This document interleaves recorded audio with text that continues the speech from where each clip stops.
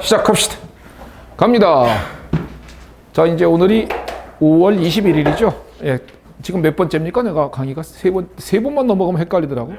아, 네 번째입니까? 예, 네 번째 강의를 시작하기 전에 한 가지 공지사항을 하고 갑니다. 올해는 조금, 좀 뭐랄까, 좀 학생들이 화학에 대해서 그 네 과목 중에서 가장 어려워하는 것 같아요. 이렇게 가만히 보니까 그 글들을 가만히 읽어보면은 화학을 포기해야 되겠다라는 그런 글들도 많이 보입니다. 어휴, 그거 참 내가 볼 때 그냥 변리사를 되지 말아야 되겠다는 말하고 똑같은 것 아니겠습니까? 그러니까 어떤 과목을 한 과목을 포기하고선 붙는 경우로 이제는 힘들다고 하는데 포기하면 안 됩니다. 그래서 제가 절대 포기하지 말라는 취지로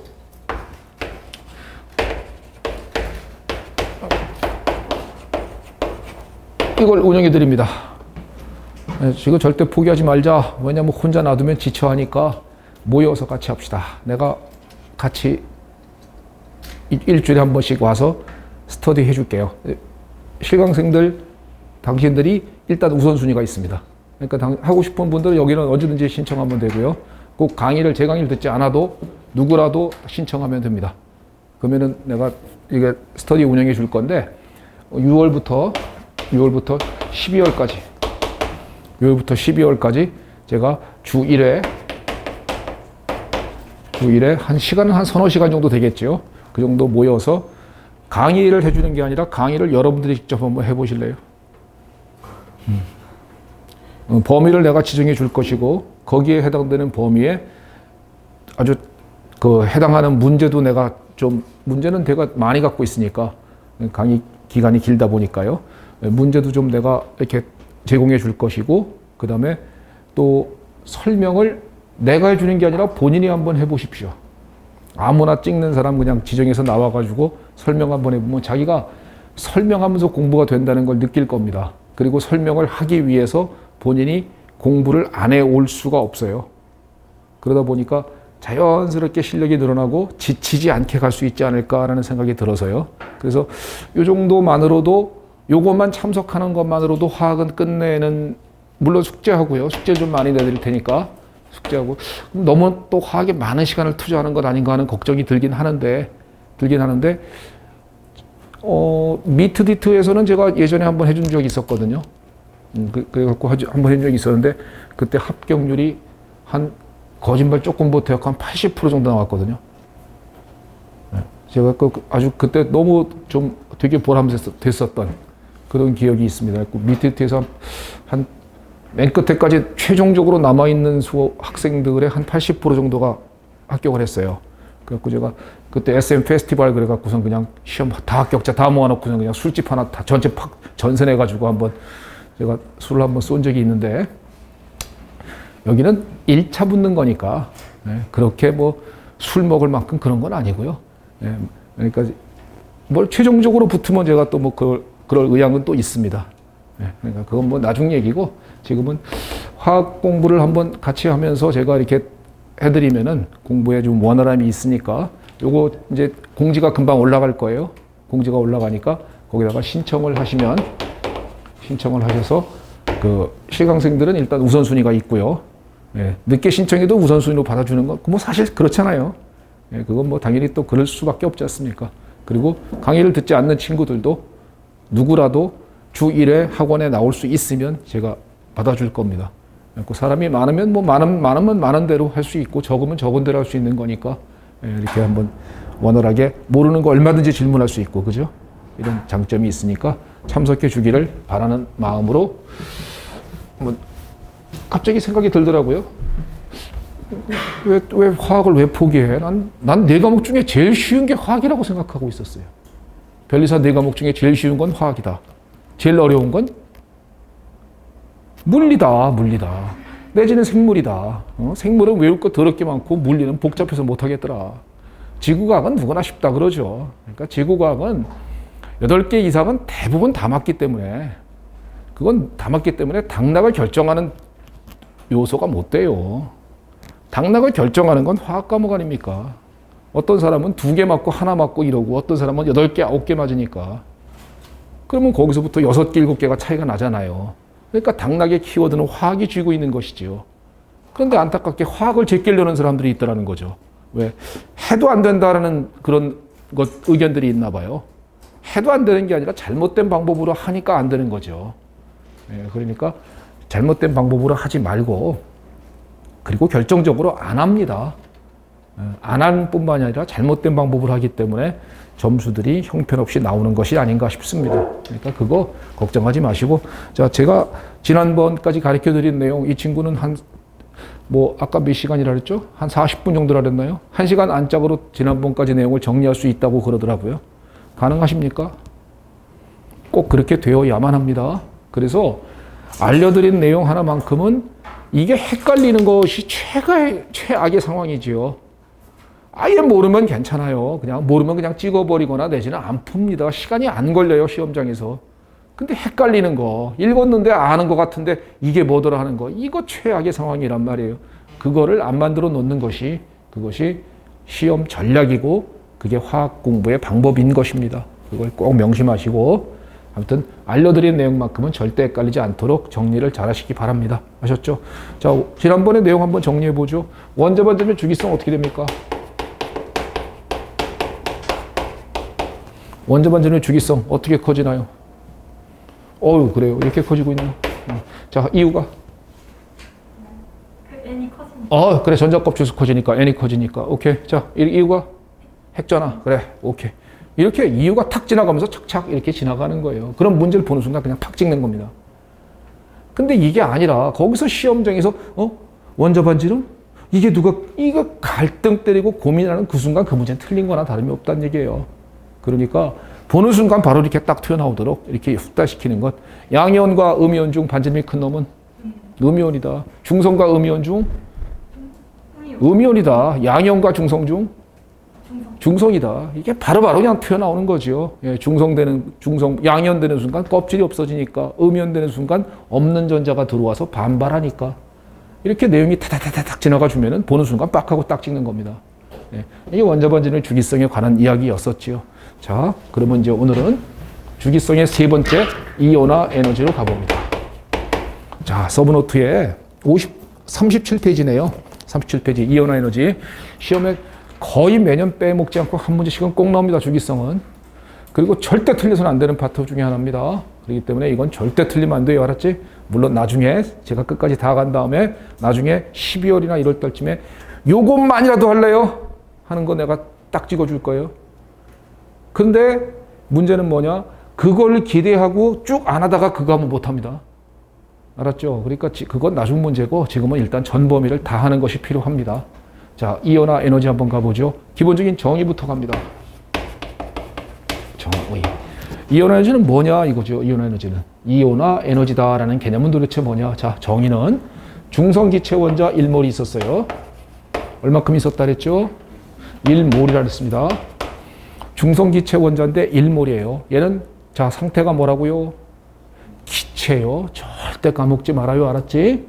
상태는 무슨 상태? 기체. 알았습니까? 이온화 에너지나 전자친화도는 반드시 기체만 갖고 따지는 겁니다. 리퀴드나 솔리드, 액체, 고체 갖고 따지는 거 아니에요. 알았죠? 자, 중성기체 원자 얼마큼 있었다고요? 1몰이 있었어요. 자, 그러면 중성 원자가 있는데, 자, 예를 들면은 수소 원자가 있든 뭐가 있든, 자, 전자가 N에서 1껍질에 있다 칩시다.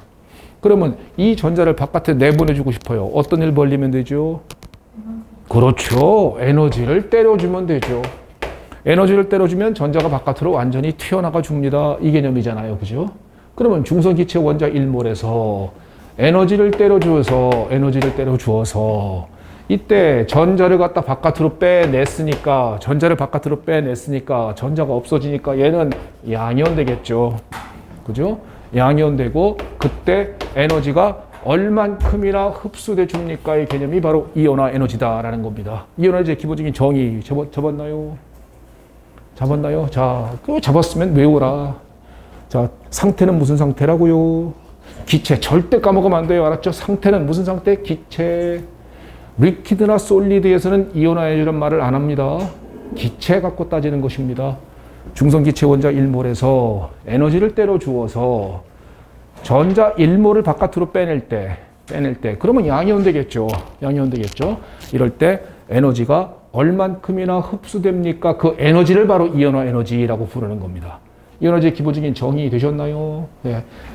그러니까 당연히 에너지가 때려주는 거니까 흡열 과정이야, 발열 과정이야? 그렇죠. 흡수 과정이죠. 에너지를 흡수죠. 에너지를 흡수해서 나간다잖아. 그지? 전자가 튀어나갑니다. 산화그래, 환원이라래. 그렇죠. 오, 좋아. 잘했어. 잘 찍은 거야? 알고 있었던 거야? 잘했어. 굿자. 그거야. 그러면 자네, 내가 볼 때 화학 실력이 그렇게 세진 않거든? 화학 실력이 세진 않는데, 그렇게 나가면 끝에 갔을 때 장담한다 8개 이상 확실히 맞아. 오케이? 근데 또 7개 맞았다고 나중에 뭐 소송 걸러오거나 그러면 안 돼. 니들은 껄핏 이 법조인들이기 때문에. 근데 변리사가 저기 소송 됩니까? 이제 소송 대리인 돼요? 요즘에 좀 뜨겁던 이슈 같던데. 단독으로는 안 됩니까? 안타깝네. 어쨌든 뭐 중요한 건 뭐 돈 많이 벌면 되죠. 그죠? 네, 전자가 튀어나가는입니다. 산화 과정이라고 부르는 거 맞죠? 그리고 전자가 튀어나가서 양이온 되죠. 그러니까 양이온화 과정이다. 이렇게 얘기할 수 있겠습니까? 일단 기본적인 정의 잡았나요? 자, 두 번째 갑니다. 결정인자 갑니다. 첫 번째. 자, 원자 반지름의 결정인자 첫 번째가 뭐였어요? N. N. 아, 그래. 전자껍질수입니다. 예, 똑같아요. 전자껍질수입니다. 전자껍질수입니다. 자, 전자껍질 생각하세요. 자, 이제 개념을 갖다 이제 이해하셔야 돼요. 자, 양성자가 있어요. 전자가 1껍질, 2껍질, 3껍질, 4껍질. 전자껍질이 증가하면 반지름은 당연히 커지겠죠. 전자껍질이 1, 2, 3, 4 하고 커지니까 반지름은 커질 거예요. 그러면 자, 전자껍질이 증가하면은 내가 양성자 핵이야. 전자가 있어. 전자와 핵과의 거리가 멀어지겠죠. 전자와 핵과의 거리가 멀어진다는 얘기는 자, 이 전자는 에너지가 들어갔을 때 쉽게 나갈 수 있느냐 아니면 많은 에너지를 때려 주어야 가까스로 튀어나가느냐 이 개념이란 말이에요. 뭔 말인지 이해가 됩니까? 그러면 자, 생각해. 전자 껍질이 증가해. 1, 2, 3, 4. 반지름은 증가합니다. 그러면 핵과 전자 간의 인력은 약해집니다. 그러면 쉽게 나갈 수 있어요? 안 나가요? 쉽게 나갈 수 있어. 적은 에너지만으로도 나갈 수 있을 거야. 이해됩니까? 무슨 말인지 이해가 딱 되세요? 그러면 자, 전자 껍질 수가 증가한다. 이 얘기는 이온화 에너지는 어떻게 될 수밖에 없다? 그렇지. 감소될 수밖에 없다. 감소될 수밖에 없다. 이온 에너지는 떨어질 수밖에 없다라는 거잖아요. 그죠? 그러니까 아하, 전자 껍질이 증가한다. 1, 2, 3, 4. 반지름 멀어져. 그러니까 핵과 전자 간의 인력이 약화돼.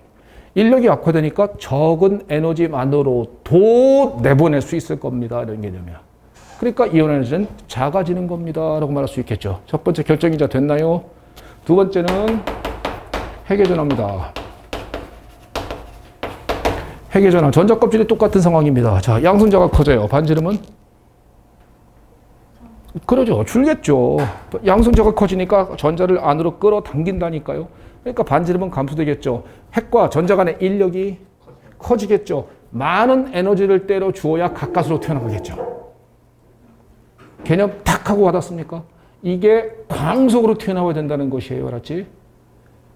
항상 강조하지만 시험은 지식을 아는 걸 측정하는 것이 아니라 내가 가진 지식을 얼마나 빠르게 시험장에서 긴장된 상태에서도 빠르게 끄집어낼 수 있느냐를 측정하는 것이 시험인 겁니다. 그런 관계로 아는 것에 그쳤다가는 쫄딱 망하는 거예요. 시험장 가면. 세상에서 최고 억울한 상황 된다고요. 공부 안 하고 시험 못 보면 안 억울해.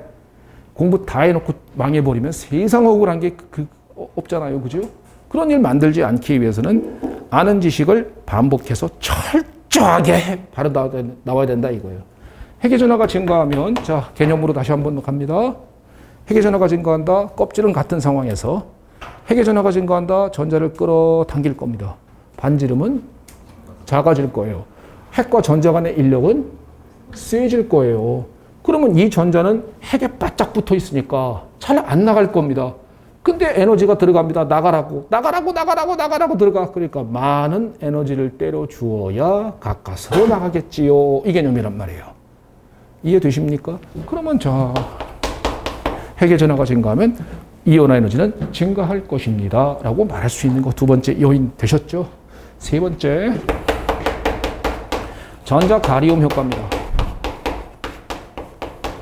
전자 가리움 효과, 뭐가 제일 크다 그랬죠?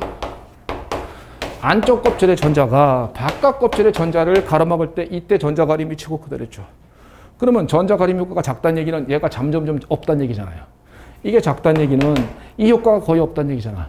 그러면 이 효과가 거의 없으면 없을수록 핵과 얘의 인력이 커지겠죠. 그러면 이 전자 내보내고 싶어요. 내보내고 싶을 때 많은 에너지를 때려주어야 가까스로 튀어나가? 아니면 톡 건드리면 나가? 그렇죠. 바로 되셨나요? 바로 될 수 있겠습니까? 자, 그러면 세 가지 요 순서대로 가는 겁니다. 이온화 에너지를 비교하여라. 그러면 첫 번째, 자, 기본 원리, 전자 껍질 비교합니다. 전자 껍질 증가합니다. 인력이 약화됩니다. 적은 에너지만으로도 튀어나갈 수 있을 겁니다. 핵의 전하 증가합니다. 첫 번째, 껍질은 같은 조건에서 따지는 것이지요. 핵의 전하 증가합니다. 전자 끌어당겨 줍니다. 반지름은 작아질 것이고요. 인력이 강화되니까 많은 에너지를 때려 주어야 가까스로 튀어나가겠지요. 전자 가림 효과가 작아진다는 것은 얘가 별로 없다는 얘기입니다. 얘가. 그러면 얘와 얘의 인력이 최대라는 얘기입니다. 얘와 얘의 인력이 최대라는 얘기는 이 전자를 내보내기 위해서는 많은 에너지를 때려 주어야 튀어나갈 수 있을 것입니다가 될 수 있을 것이라고요. 두 번째까지 됐나요? 바로 팍 깔았지? 세 번째, 이런 거 한번 계산해 보죠. 수소 원자의 이온화 에너지는 계산도 가능하거든요. 보호의 모델 뭐 괜히 배웠나? 이런 거 하려고 배운 거지. 보호의 모델일 때 그때 에너지 값은 얼마나 했어요? 제가 마이너스 내가 숫자를 언제 가르쳐줬니? 너 작년에도 듣고 올해도 듣고 그랬니? 아니잖아. 작년에 내가 숫자로 가르쳐줬어요. 근데 별 의미가 없었습니다. 그래서 숫자로 하지 말고 그냥 기호로 가르쳐드렸죠. 마이너스 R N제곱분의 Z제곱이라고 했잖아요. 보호의 모델에 의한 에너지 준위는 마이너스 R N제곱분의 Z제곱이다. 이때 수소 원자니까 Z값은 얼마죠? 그렇죠. Z는 1이죠. 이때 수소 원자의 이온화 에너지를 갖다 한번 계산해 보고 싶습니다. You can do it. 할 수 있을 거다냐. 이 수소 이온 에너지란 건 뭐냐. N = 1인 상태의 전자가 있었는데 N = 1인 바닥 상태의 전자가 있었는데 여기다가 에너지를 때려 주어서 전자를 바깥으로 완전히 뽑아낼 때 그때 에너지가 얼만큼이나 들어가 줍니까잖아. 그러면 전자가 N = 1인 궤도에 있는 전자가 어느 궤도로 가는 걸 완전히 뽑는다고 말하는 거죠. 그렇죠. 잘하십니다. 무한대인 궤도로 가는 거잖아. 그러면 이때 에너지 준위는 계산 가능하다며 델타 E는 그 에너지 간격은 차이는 무한대의 궤도에서 이 완의 궤도를 빼준 값 아니겠느냐. 무한대의 궤도 값은 항상 얼마라 그랬죠? 0 빼기 R에 N = 1이니까 1의 제곱에 Z의 제곱은 1이니까 이거잖아. 그지? 그러니까 이걸 계산하면 당연히 그냥 R일 거 아니야. R일 거 아니야. 근데 문제는 뭐냐? 이 R은 전자 한 개일 때 에너지 값이야. 이건 전자 한 개일 때 에너지 값이라고. 그러면 이때 R만큼의 에너지를 때려주면 전자가 하나가 튀어나갑니다. 야. 근데 이온화 에너지의 기본적인 정의는 뭐라고요? 1몰일 때 값이라니까? 그러면 이 R은 전자 한 개일 때, 전자 한 개를 내보내줄 때는 R만큼의 에너지를 때려주면 전자가 무한대 궤도로 나갑니다. 야. 그죠? 그러면 이온화 에너지가 1몰일 때라면서요. 1몰일 때라면서요. 그러면 이 값에다가 뭐를 해주면 되겠어? 그렇죠. 아보가드로스를 곱해주면 되겠죠. 그죠? 그러면 1몰일 때 값일 거 아니야. 한 개일 때 에너지가 R이라면서 1몰일 때니까 6.02 곱하기 10의 23승계를 곱해주면 그 값이 숫자 얼마 하고 나올 거 아니야. R은 숫자고 거기다가 6.6 곱하기 10의 23. 그게 1312kJ이라 이거야. 그래서 1312kJ. 이게 바로 뭐냐? 수소 원자의 이온화 에너지입니다. 측정값이야, 관측값이야? 1312가 측정한 거야. 이게 이게 계산한 거야. 네가 측정한 거야. 계산한 거지. 계산한 거지. 이건 계산한 값이지. 측정을 할 수 있거든요. 이온 에너지는 광전자 분광학 뒤에 나오지만 안 할 겁니다. 올해는. 측정할 수 있는데 측정해 보니까 딱 들어맞더라야. 그러니까 우와 포형 포 하고 노벨상 탔을까요? 모르지만 탔든지 안 탔든지 그게 중요한 건 아니죠. 시험에 안 나옵니다. 1312kJ이 바로 수소 원자의 이온화 에너지입니다. 세 번째 대역 되셨습니까? 자, 일단 정리되고 있다고 믿겠습니다. 자, 칠판 지우니까 한번 정리해 보시죠. 이온화 에너지의 기본적인 정의. 이온 에너지의 기본적인 정의 뭐라 그랬죠? 중성 기체 원자 1몰에서 에너지를 때려 주어서 전자 1몰을 바깥으로 뽑아내서 양이온이 될 때 흡수하는 에너지이다. 기본적인 정의. 전자 껍질 수가 증가하면 반지를 이온 에너지는 전자 껍질 수 증가한다. 이온 에너지 작아집니다. 핵의 전하 증가한다. 이온 에너지 커집니다. 전자 가림 효과 감소된다. 이온 에너지 커집니다. 이렇게 튀어나와야 돼요. 알았지? 생각하지 말고 수소 원자의 이온 에너지 R 값에 아보가드로 수를 곱한 겁니다. 됐죠? 됐죠? 주기성 갑시다. 같은 족에서는 가장 지대한 영역이 항상 뭐였어요? 전자 껍질 수입니다. 자, 내려갈수록 전자 껍질 수 증가합니다. 검자 껍질 수 내려갈수록 증가합니다. 전자 껍질 증가한다. 내려갈수록 이온화 에너지. 그렇지. 감소됩니다. 그잖아요. 그러니까 내려갈수록 같은 쪽에서는 전자 껍질이 지대한 영향력을 준다며. 그러면 내려갈수록 전자 껍질 수가 증가하니까 이온 에너지는 감소될 것입니다. 당연한 거잖아. 같은 주기에서는 항상 핵의 전하야.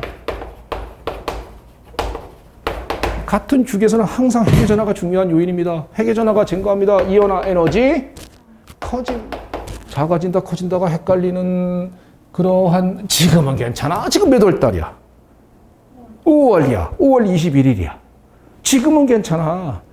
시험이 내년 2월이지요. 내년 1월 달에 그게 헷갈리고 있으면 그 해에는 평온함이 찾아올걸요. 자과가 4과목이기 때문에 한 과목 못한다고 떨어졌다고 단정적으로 말할 수는 없어요. 그건 뭐 말할 수는 없습니다. 왜냐면 이럴 수 있잖아. 화학만 빵점, 나머지 3개 만점. 불가능한 얘기죠. 현실적으로 말이 안 된다는 거 알겠습니까? 그래서 내가 가르치는 학생들의 수준을 딱 보면 다른 과목의 수준까지 다 보여요. 다 보여. 신기하게. 그래서 그 어떤 한 과목 선생이 그 학생에 대해서 그 친구는 그래 그 친구는 잘해 이렇게 말을 하면 다른 과목이 다 공통적으로 다 잘합니다. 근데 그 친구는 좀 약간 좀 공부하고는 좀 거리가 있어라고 하면 다 잘 못하는 그런 것도 있어요. 그러니까 잘 정리하셔서 전 과목의 실력을 쭉 끌어올릴 수 있었으면 좋겠습니다. 자, 알겠습니까?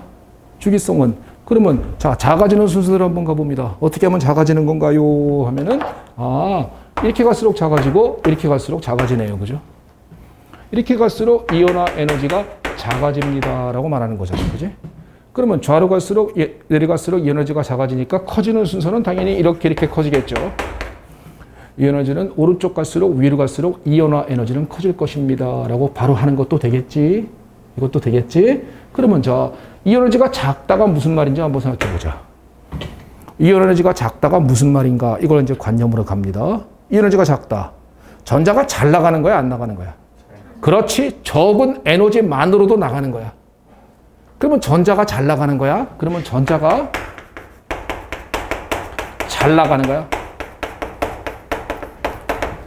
전자가 잘 나간다. 이 에너지가 작다. 전자가 잘 나간다. 전자가 나가서 중성이 뭐로 바뀌는 거예요? 양이온 되는 거야. 그러면 다른 말로 하면 양이온이 잘 된다지. 그지? 양이온이 잘 된다는 얘기야. 양이온이 되는 화학종을 금속이라고 앞에서 잠깐 얘기했나요? 양이온이 되는 화학종을 금속이라고 부릅니다. 그러면 양이온이 잘 되니까 다른 말로 하면 금속성도 큽니다. 이렇게 말할 수 있겠지? 요거는 아직까지 기출이 한 번도 안 됐기 때문에 굳이 뭐 금속성이 크다, 이온에너지가 작다, 이것까지 굳이 뭐 힘들면 안 해도 괜찮습니다만 웬만하면 그냥 하시죠. 이해됐으니까. 자, 그러면 갑니다. 양이온이 잘 된다. 전자가 나갑니다. 전자가 잘 나갑니다. 전자가 나가는 걸 산화라 그래? 환원이라 그래? 그렇지. 산화가 잘 된다요. 산화가 잘 된다요. 산화가 잘 된다. 누가? 내가. 이온 에너지가 작은 금속이 산화가 잘 된다요. 산화가 잘 된다. 다른 말로 하면 산화가 잘 되고 내가 산화가 잘 되는 거 강한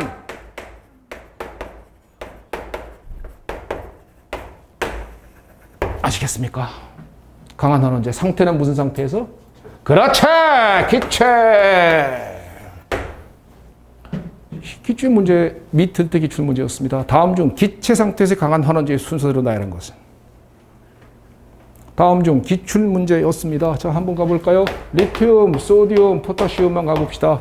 리튬, 소디움, 포타시움의 기체 상태에서의 강한 환원제의 순서대로 나열해 보라. 자, 1등. 그래.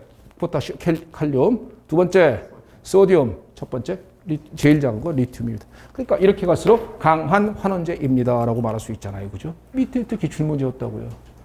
근데 다만 거기에 기체 상태에서의, 그러니까 뭘 찾아라? 이온화 에너지를 따져라. 이런 얘기예요. 이해될 수 있겠는지요? 그죠? 근데 이건 기체 상태에서인데, 이게 물 속에 녹아서 아쿠아가 되잖아요? 물에 녹아서 아쿠아가 되고, 그러면은 이게 순서가 바뀌어요.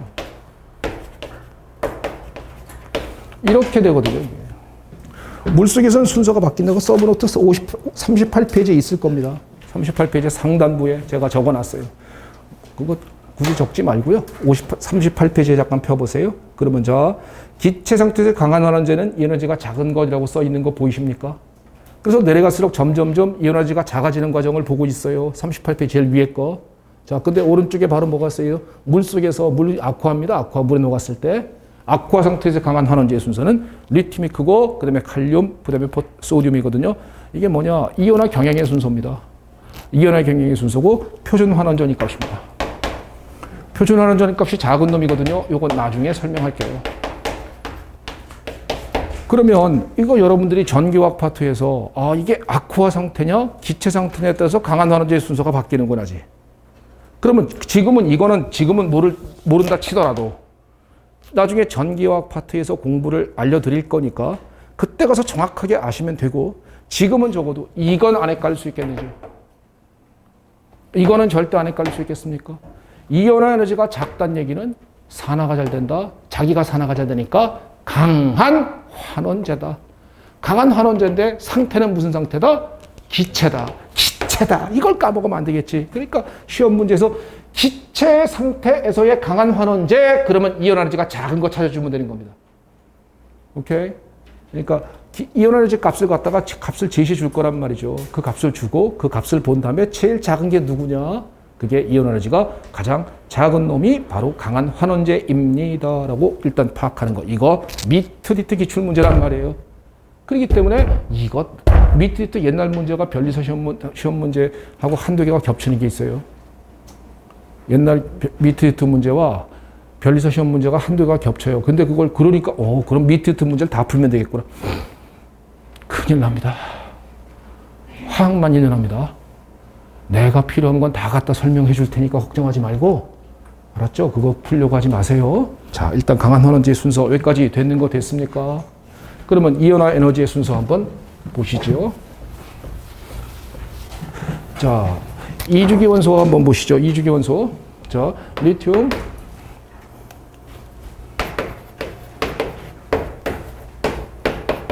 이주기, 그 다음에 소디움, 포타시움.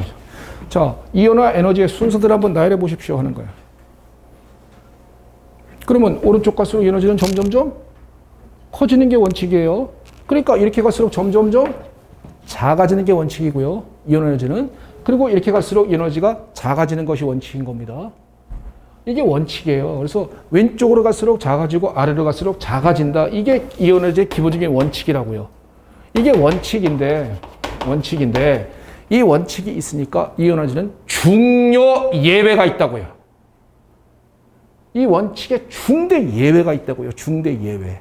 그 예외가 뭐냐는 예외가. 이게 원칙인데 좌로 갈수록 작아지고 아래로 갈수록 작아지는 것이 이온화 에너지고. 새겨 듣고 있지요? 잘 듣고 계시지요? 그래 다행히 올해는 조는 수험생이 없어갖고 기쁩니다. 난 진짜 어떤 친구가 자꾸 자면은요 계속 그 친구만 쳐다보면서 수업 자체가 잘 안 돼요, 솔직히. 근데 여기는 졸질 않고 대부분 학생들이 집중을 해줘갖고 되게 고맙게 느껴집니다.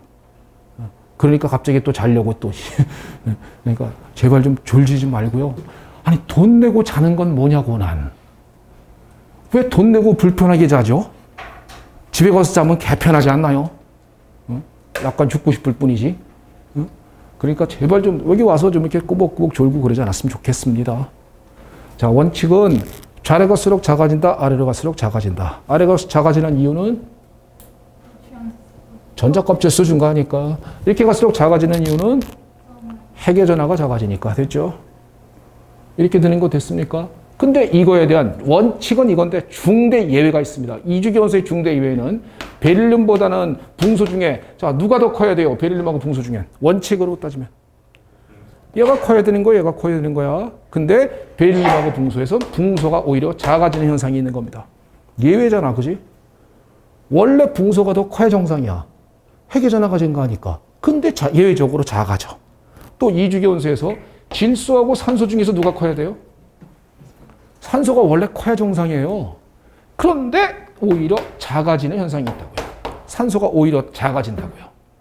질소보다 산소가 떨어진다고요. 자, 이게 2주기 원소의 예외고요. 3주기 원소에서는 요거와 똑같은 족입니다. 베릴륨과 같은 족 누가 있죠? 그래서 1분부터 20분까지 전압이 쫙 할 줄 알아야 된다는 거예요. 자, 베릴륨과 같은 족에 있는 거 누굽니까? 마그네슘이에요. 그 다음에 붕소와 같은 족에 있는 거, 그 밑에 있는 거 누굽니까? 그렇죠. 그때는 오히려 작아집니다. 질소와 같은 족에 있는 놈 누구죠? 그렇죠. 포스포러스입니다. 인이에요. 그 다음에 산소와 같은 족에 있는 거, 그렇죠. PSS 갈 때 떨어지는. 중대 예외가 시험에 변리사 시험 문제 몇 번이나 나왔는지도 모릅니다. 오케이? 중대 예외라고요, 중대 예외. 자, 예외가 발견되는 곳이 어디입니까? 자, 외워줍니다. 이 중에서는 어디서 발견된다? 베릴륨 붕소에서 붕소가 작아진다. 원래는 붕소가 더 커야 정상이다. 그런데 작아지는 현상이 있다. 예외다. 질소, 산소에서 산소가 작아진다. 3주기에서는 마그네슘, 알루미늄이 작아진다. 3주기에서는 P하고 S에서 S가 작아진다. 예외 4가지 잡을 수 있겠습니까? 그럼 지금부터 왜 그런지 이유를 한번 이해해 봅시다. 왜 예외인지 한번 이유를 한번 이해해 보자고요. 자, 베릴륨 전자비치가 1s2, 2s2죠. 베릴륨은 1s2, 2s2 원자 번호 4번입니다. 자, 붕소가 되는 순간에 전자비치가 1s2, 2s2, 2p1이 되죠. 그러면 베릴륨 같은 놈은 ES에 있는 전자를 내보내야지요. ES에 있는 전자를 내보내야지요. 하지만 붕소는 EP에 있는 전자를 내보내면 되겠죠. 그죠? 여기서는 ES에 있는 전자를 내보내는 겁니다. 베릴륨은. ES에 있는 전자를 갖다 바깥으로 내보낼 때 들어가는 에너지 값이에요. 그게 이온 에너지입니다. 근데 붕소는 EP에 있는 전자를 내보내주는 겁니다. 자, 지난 시간에 배웠던 것 중에 유효, 핵전하, SPDF 중에 누가 크다? 40분 만에 했다며. 삐짐. 삐짐. S보다 P가 크고 P보다 D가 크다 그랬잖아요. D보다 F가 크 SPDF, 유효 핵전하의 차이가 나기 때문에 그 이유가 X 오르비탈은 P 오르비탈보다 핵에 가깝다. 핵에 가까우니까 핵의 영향력이 크다. 그러니까 유액전하가 크다. 에너지가 떨어진다. 그게 기본이라고. 유액전하가 작아지면 에너지가 유액전하가 크면 에너지가 낮아진다고. 그게 지난번에 배웠던 기본 아니야. 그걸 갖다가 그걸 발로 비비는 설명이라고 했고 수학적으로다가 그때 방사방향 확률 분포하고 1S의 그림, 2S 그림, 침투효과 뭐 이런 얘기 하지 않았나요? 나만 했나? 니들 다 공부했잖아. 그러니까 지난번에 배웠던 거 그러니까 한 번에 전체적인 내용이 다 들어가야 된다고. S하고 P 중에 유액전하가 큰 놈은 누구? S가 유액전하가 큽니다. 얘가 유효 핵전하가 커요. 핵에 가까우니까 얘가 유액전하가 작습니다. 유효 핵전하가 작다고요. 유액전하가 작다. 유액전하가 작다. 자, 핵의 영향력이 작다는 소리입니다. 핵의 영향력이 작다. 핵의 영향력이 작다. 잘 튀어나간다. 잘 안 나간다. 잘 튀어나갈 거 아니야. 핵의 영향력이 작으니까 잘 튀어나갈 거 아니야. 당연한 거 아니야. 그러니까 적은 에너지만으로도 나간다야.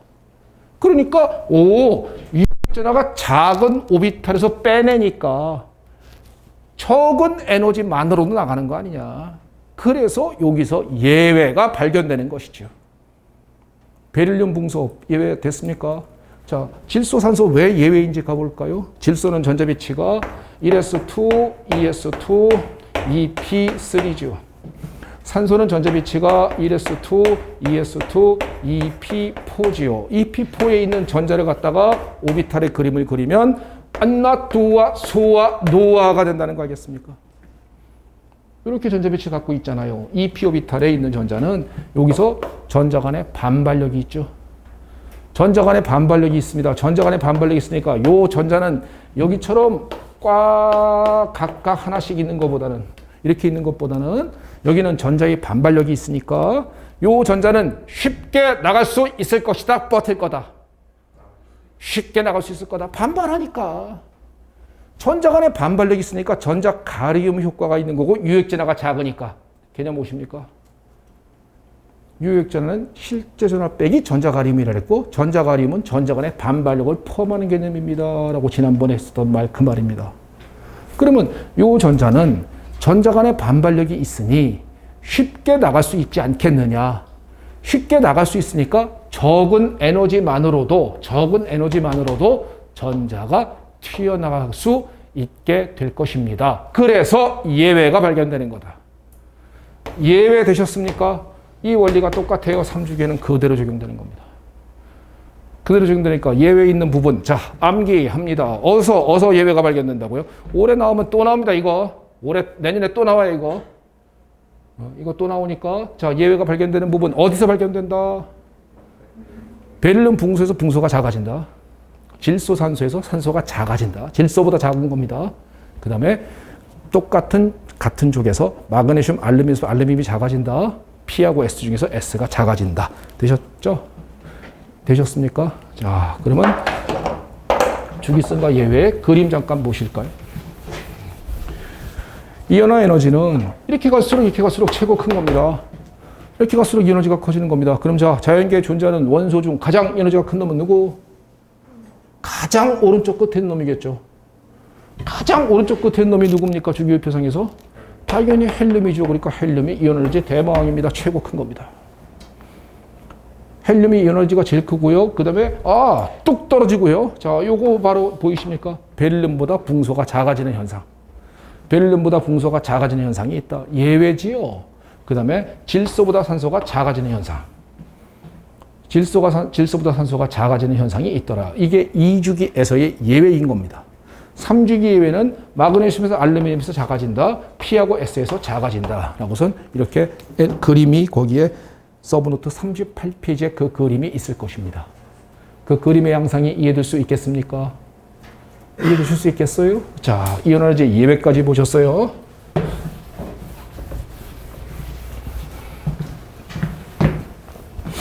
자, 다섯 번째인가?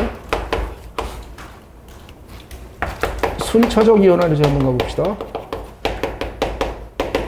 순차적 이온화 에너지는 도대체 뭐냐라는 것이죠. 자, 이건 뭐냐? 중성기체 원자 1몰에서 에너지가 들어가서 1가 양이온이 될 때 전자가 1몰이 튀어나갈 때 그때 들어가는 에너지를 E1이라고 한번 해볼게요. 그때 들어가는 에너지를 E1이라고 한번 해볼게요. E1 이렇게 얘기합시다. 그래서 얘를 갖다 뭐라고 부르느냐? 1차 이온화 에너지 이렇게 부릅니다. 1차 이온화 에너지는 중성에서 1가 양이온 바꿀 때 들어가는 에너지인 겁니다. 자, 얘는 하나 나갔죠, 이미. 전자가 하나가 튀어나갔잖아요. 하나가 튀어나가니까 1가 양이온 된 놈에서 여기서 에너지를 때려주면은 전자가 또 나갈 수 있겠죠. 그렇죠? 그때 들어가는 에너지를 E2라고 할게요. E2라고 할게요. 그때 들어가는 에너지 E2M, 이건 2가 양이온 되고 전자가 또 튀어나오겠죠. 그죠? 이렇게 들어가는 에너지를 2차 이온화 에너지라고 할게요. 2차 이온화 에너지라고 하겠습니다. 3차 이온화 에너지는 2가 양이온 이미 두 개가 나간 상태에서 여기서 하나 나가고 하나가 나간 상태에서 두 개의 전자가 2몰의 전자가 나간 상태에서 에너지가 또 들어가서 그때 3가 양이온 되고 전자가 또 튀어나갈 수 있죠. 이때 들어가는 에너지 값을 E3라고 할게요. 이를 갖다 우리는 3차 이온화 에너지 이렇게 얘기합시다. 3차 에너지. 1, 2, 3차 뭔지 아시겠습니까? 1, 2, 3차 뭔지 아시겠어요? 자, 5차 이온 에너지 몇 가가 몇 가로 바뀌는 거야? 오, 잘하는데요. 5차 이온 에너지는 4가 양이온이 5가 양으로 바뀌는 겁니다. 매번마다 이렇게만 했다가 3차 이온 에너지 그러면 2가가 3가로 바뀌는 거거든요. 근데 3가가 4가인가 5가가 6가인가 이게 헷갈립니다. 그러니까 철저하게 자 중성 상태에서 1가로 바뀔 때 1차 에너지, 1가가 2가 바뀔 때 2차 에너지, 2가가 3가로 바뀔 때 3차 에너지입니다. 7차 에너지는 몇 가가 몇 가로? 6가가 7가로. 어휴, 잘해요. 잘해요. 잘한다. 그래, 그겁니다. 알았죠? 일단 순차적 이에너지 개념 알겠습니까? 그럴 때 항상 말이죠. 항상 예외가 없어. E1보다 E2가 크고 E2보다 E3가 커. 이건 예외 없어. 항상 그래. 항상 그래. 항상 E1보다 E2가 크고 E2보다 E3가 커. 자, 미티트 기출문제 한번 테스트 해볼까요? 테스트 한번 해보겠습니다. 자, 만약에 이런 경우라면 자, 중성 상태가 되고 전자가 튀어나갔습니다. 음이온 상태에서 이렇게 나갔습니다. 이것도 자, 이거 뭐 굳이 뭐 이런 표현은 없습니다만은 굳이 얘기하자면 0차 에너지라고 한번 말해볼게요. 이런 표현은 없어요. 이런 표현은 없어. 미티트 기출이거든요. 자, 동물적 감각으로 갑니다. E1과 E0 중에 큰 거 누구? E1과 E0 중에 값이 큰 놈은 누구? 동물적 감각으로 가봐라. 이거. 순차적 에너지는 항상 커진다면서 내려갈 때마다 항상 값이 커진다면서 그러면 E1보다 E0가 값이 더 작은 것은 당연한 거 아니냐. 과거 미티트 기출문제 이런 게 난이도가 있는 거예요. 이런 게 왜? 책에 그런 말이 없잖아. 그런 글씨도 존재하지 않잖아. 그런데 그런 내용을 이해하지 못하면 못 풀지 않습니까? 그렇기 때문에 이런 게 주기성 파트에서 난이도가 꽤 있는 문제라가 되는 거라고요. 일단 이 정도까지는 잡을 수 있겠습니까? 순차적 에너지는 항상 값이 갈수록 커지는 거예요. 근데 순차적 에너지는 뭘 찾는 거냐? 어디서 값이 갑자기 증가하는가를 찾는 겁니다. 자, 거기 교재 38페이지에 표를 한번 잠깐 보시죠. 순차적 에너지는 어디서 갑자기 값이 확 증가하는가를 찾는 거라 그랬어요. 그럴 때 자, 나트륨 갑니다. E1이 얼마예요? 496. 제일 여기 있는 값 중에서 여기 있는 값 중에 제일 작은 값 맞죠? 나트륨, 마그네슘, 알루미늄, SiP, SCl, 아르곤까지 나왔는데 여기 있는 것 중에 가장 값이 작은 놈 맞죠? 그때 값이 얼마냐? E1 값이 496kJ/몰입니다. 496 단위는 496kJ/몰이에요. 그러니까 약 한 500이라고 합시다. 약 500kJ/몰이라고 하자고요. 약 496이니까 한 500쯤 되잖아. 그지? 그러면 자 이온화 에너지 중 가장 작은 값이 약 500 정도예요. 그죠? 물론 이거보다 더 작은 것도 있습니다. 포타슘이나 그 밑에는 더 작겠죠. 근데 약 한 500쯤 될 거라고요. 이온화 에너지 중 가장 작은 값이 약 500 정도라고요. 500kJ 정도의 에너지를 때려주면 전자 1몰이 튀어나가는 겁니다. 그게 나트륨은 496이야. 근데 자 보시죠. E2 값이 얼마냐? E2 값이 4562야. 몇 배 정도 증가했습니까? 약 10배 정도 증가했습니다. 10배.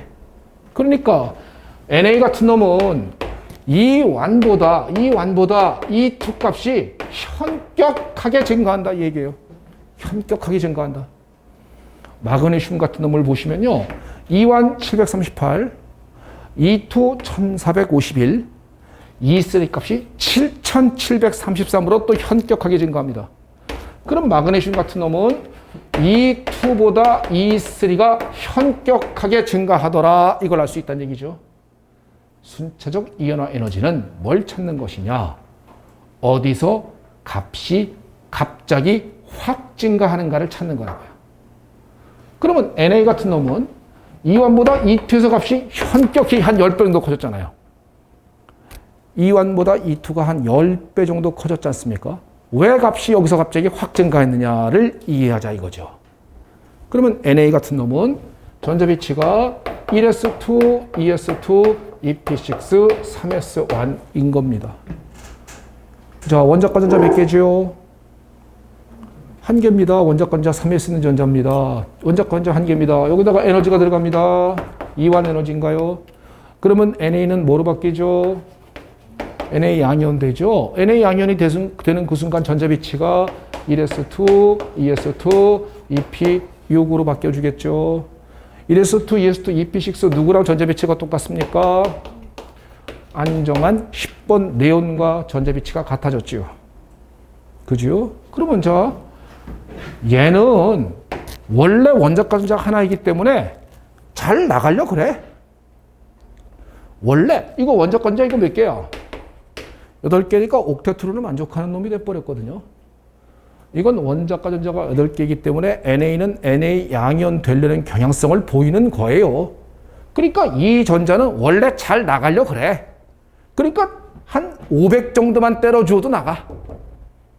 근데 한번 나간 상태에서 일가 양이온인 놈은 네온과 전자 배치가 같아졌고 얘를 내보내려면 2투인데 2차 이온화제인데 그러면 NA 이가 양이온 될 텐데 이가 양이온 될 때 그때 들어간 전자 배치는 1s2, 2s2, EP5가 되어서 옥테트로를 깨버려. 옥테트로를 깨버린다고요. 오케이? E2 값은 E1에 비해서 미친 듯이 커질 거야. 왜 미친 듯이 커지는지 알겠습니까? E1은 원래 나가려 그래. 나는 원자과 전자 하나인데요. 나가고 싶어요. 하고 있어. 그러니까 이거 울고 싶어. 누가 뺨 좀 안 때려주냐 이러고 있어. 전자 하나가 딱 붙어갖고 나 나가고 싶은데 누가 뺨 좀 안 때려주나? 했더니 에너지가 들어와. 그러니까 형 고마워. 휙 나가는 거야. 500만 들어가면 나가는 거야. 나갔더니 네온의 전자 배치는 안정해져 버렸어요. 안정해져 버렸다고요. 그러니까 이제는 더 이상 나갈 이유가 없어. 근데 에너지가 계속 들어오네. 나가라고. 그러니까 어마어마하게 큰 에너지를 때려 주어야만 가까스로 튀어나간다 이 개념인 겁니다. 이 개념까지 이해되실 수 있겠습니까? 그래서 E1보다 E2가 확 증가하는 거예요. 몇 배, 한 10배 이상 정도 확 커지는 겁니다. 오케이? 그러면 E1보다 E2가 확 증가하였다라고 하는 놈들은 공통적으로 원자과 전자가 한 개인 놈이겠지. 오케이? 원자과 전자가 한 개인 놈이니까 반드시 뭐라고 그러느냐? 일조 원소다라고 부르는 거죠. 그러니까 몇 조 원소인지 알 수 있다니까. 그제? 그러면 자 봐봐. 마그네슘 같은 놈은 E2보다 E3가 미친 듯이 커지죠. E2보다 E3가 현격하게 커진단 말이죠. 자, 원자과 전자 몇 개 학생? 그렇죠. 그러니까 마그네슘은 몇 조 원소다? 2조 원소입니다. 원자과 전자 2개입니다. 라는 증거라니까요. 그러면 자, 테스트. E7이 미친 듯이 커졌다. E7이 미친 듯이 커졌다. 자, 몇 조, 원자과 전자 몇 개? 그렇죠. 원자과 전자 6개인 놈입니다. 누구겠니? 산소족이겠죠. 그죠? 순차적 이온화 에너지를 측정하여서 알 수 있는 정보는 무엇입니까? 몇 쪽 원소인지를 알 수 있노라 이거라고요. 여기까지 되셨나요? 여기까지 이해되셨습니까? 여기까지가 어느 책이든지 다 쓰여 있는 내용인 겁니다. 어느 책이든지 시중에 있는 일반화 교재라면 다 쓰여 있어요. 여기까지. 물론 이걸 조금 자세히 써놓은 책도 있고 조금 이렇게 희미하게 써놓은 책도 있고요. 요 내용으로 자 기출 한번 펴보시죠. 아까 내가 기출 좀 잠깐 풀어달라 그랬 지난번에 기출 나눠드렸죠. 자 16번 문제입니다. 이제 가자. 작년 기출 문제 여러분들이 어렵다고 난리쳤던 그 문제입니다. 16번 원자 W부터 X의 제1 이온화 에너지 상대값을 나타낸 거구나. W부터 Z는 CnFNA 중 하나구나. 그러면 한번 적어볼게요. 리튬, 베릴륨, 붕소, 탄소, 질소, 산소, F 이게 밑에 Na 이렇게 적어놨습니다. 자, 이온화 에너지의 순서대로 한번 가봅시다. 자, 이렇게 갈수록 이온화 에너지는 어떻게 된다? 작아진다. 이렇게 갈수록 이온화 에너지는 작아진다. 이온화 에너지는 이렇게 될수록 작아지는 거다. 근데 이 네 가지는 네 가지는 C, N, F, NA 중 하나다 그랬어요. 중 하나다 그러니까 얘와 얘와 얘와 얘 갖고 따져라 이 얘기야. 그죠? 그러니까 예외를 물었어? 그냥 원칙 물었어?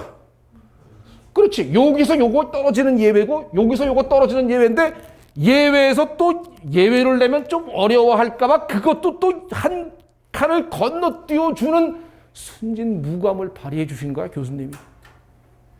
그러니까 원칙만 딱 물었어. 그러면 에너지가 제일 작은 W가 누굽니까? 라는 거야. W가 제일 작아. 이렇게 갈수록 작아지는 거라 그랬잖아요. 자, 학생 W가 누구예요? 그렇죠. W가 NA다야. 제일 작잖아. 상대적으로 제일 작은 값을 나타냈잖아.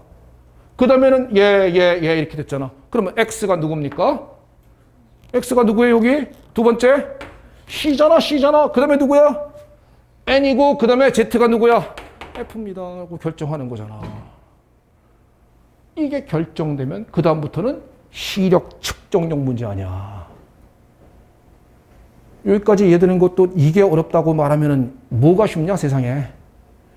가끔 가다가 글씨가 똑같아야 푸는 거 아닌가요? 국사 공부하는 겁니다. 그게 바로. 그게 국사 공부하는 거고 그 학생들 중에 그러한 좀 진짜 그 뭐랄까 공부 능력이 좀 떨어진다고 말해야 되나요? 내지는 좀 마음이 좀 이렇게 조급한 학생들이겠죠. 그런 학생들이 전체 수험생이 항상 70% 있거든요. 그래서 변리사는 몇 프로 붙습니까? 뛰어드는 사람 중에 몇 프로 붙어요, 변리사? 1차는 한 5명 중에 1명 정도 붙지 않습니까? 1차는? 근데 2차까지 하면 이제 경쟁률이 확 높아지지요. 그러면 5명 중에 1명. 그러니까 한 20%가 붙는다고 보여지면, 대략적으로요. 솔직히 80%는 1년 이상, 2년 이상을 공부했음에도 1차를 못 붙었다는 얘기는 뭔가 공부 능력이 떨어진 건가, 베이스가 너무 약하거나, 아직은 공부할 시간이 없거나겠죠. 그죠? 공부할 시간이 이제 뭐 직장을 다녀야 되기 때문에 없을 수 있다. 그런 사람 많아요. 그거 뭐 결코 욕하거나 그걸 뭐 이렇게 잘못됐다고 말할 수도 없는 거고 당연히 그럴 수 있습니다. 문제는 뭐냐? 그러다 보니까 학생들 중에 똑같은 글씨가 있으면 기뻐하는 사람들이 의외로 있어요. 그래서 미트리트 피트 선생 중에요. 이 문제가 나오잖아? 그러면 이런 거 갖다 책에다 그대로 싣습니다. 책에다가 그대로 실어놓고 책을 업그레이드 한다는 미명하에 그렇게 실어놓고 그 다음에 강의할 때 똑같이 강의합니다. 그러면 글씨가 똑같은 게 있잖아. 그러니까 그대로 팍 찍는 거예요. 그렇게 공부를 가리키는 미트리트 피트 선생이 있었어요. 내가 진짜 난 너무 화가 났거든요.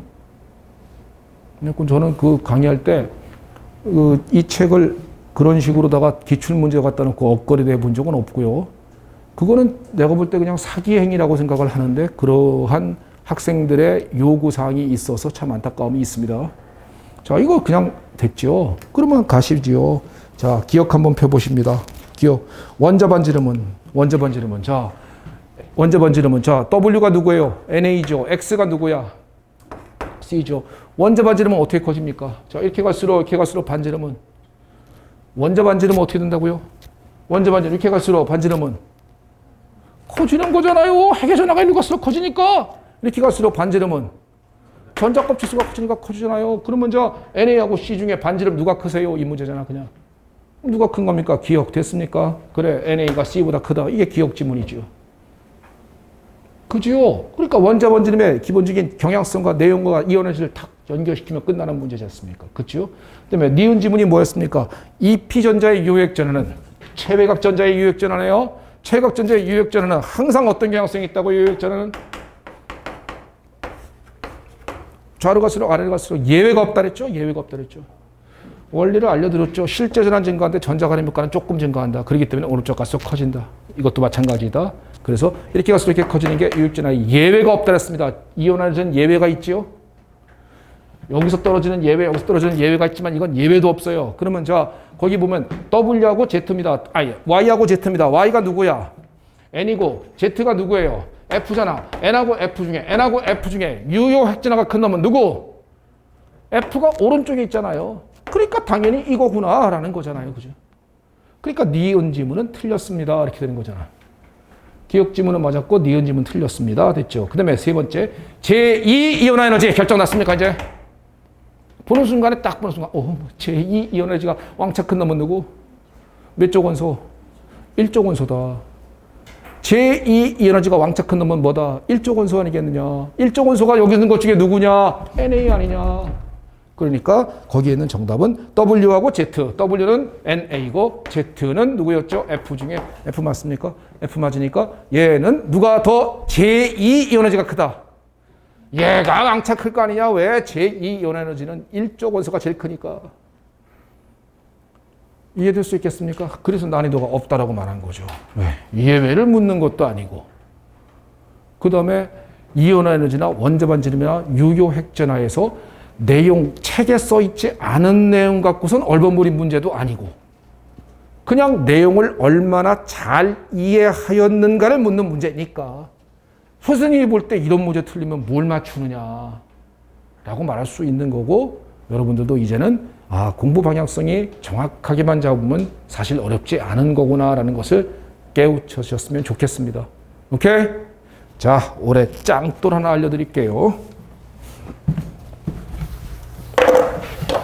그래서 정답은 이건 기억 디귿이에요. 3번입니다.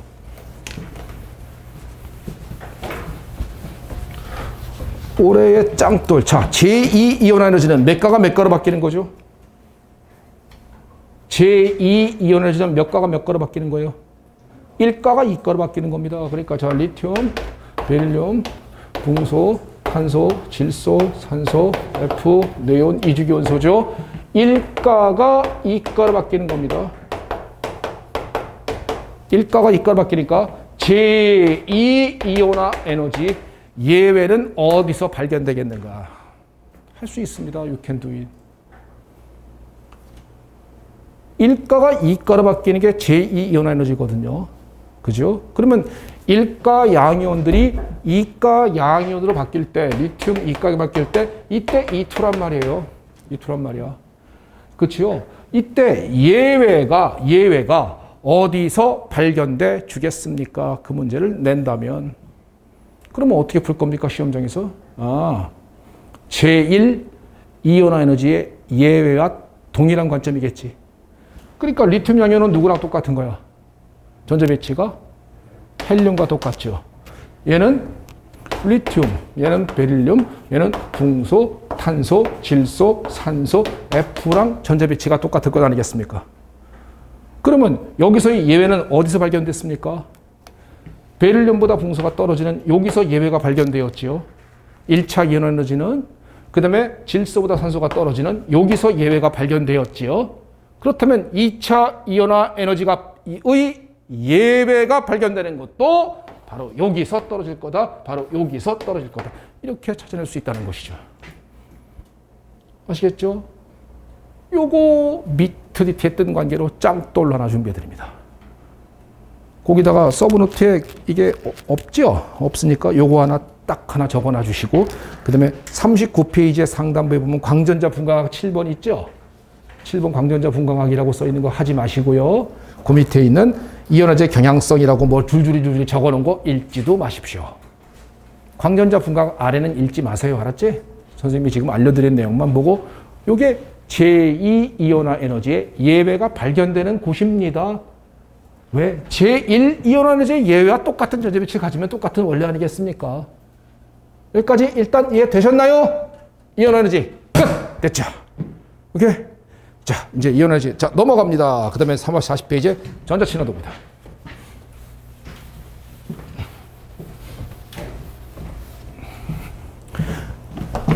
이 정도까지만 하세요. 알았지? 이거보다 더 나가서 뭐 3차 이온에너지 예외는 어디서 발견되겠습니까? 예외가 또 있거든요. 그렇기 때문에 못해. 그러니까 이 정도까지만 정확하게 하시고 이 정도까지만 하고 이해됐으면 이 정도까지만 잘 외우는 걸로 끝내세요. 자, 마지막 전자친화도 갑니다. Electron Affinity라고 하는 겁니다. 전자친화도.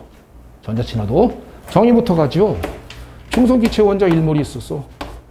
중성기체 원자 1몰이 있었어. 거기다가 전자를 때려 넣네. 전자 1몰을 집어넣어줘. 전자 1몰 집어넣어주면 뭐 돼? 음이온 되겠죠? 음이온 되겠죠? 이때 중성기체 원자 1몰이 있었는데 전자 1몰을 집어넣어줘서 음이온 만들어줘요.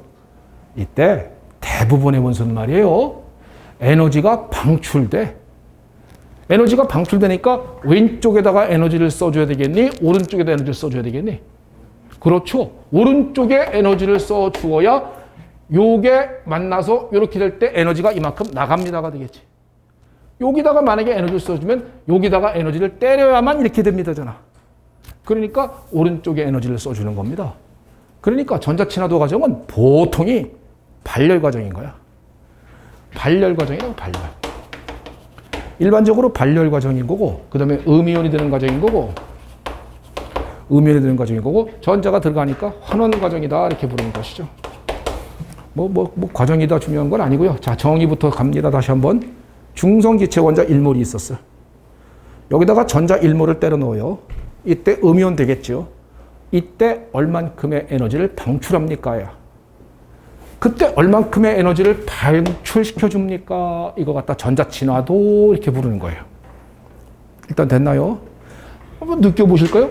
전자친화도가 크다.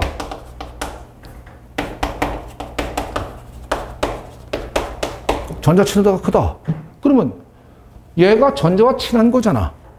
얘가 전자와 친하니까 음이온이 될 때 많은 열을 방출해 줍니다라고 말하는 것도 논리적으로 이해가 됩니까? 음이온이 될 때 방출하는 에너지라며. 그러니까 전자와 친하면 친할수록 많은 열을 방출할 것 아니겠습니까? 그죠? 그러니까 전자 친화도가 크면 많은 열을 방출해 줍니다 라고 얘기할 수 있을 것이에요. 일단 서브노트 상단부에 있는 많은 열을 방출한다, 전자 친화도가 크다, 이 말이 이해가 되십니까? 그냥 논리적으로 이해해 보자고요. 그냥 간단하게.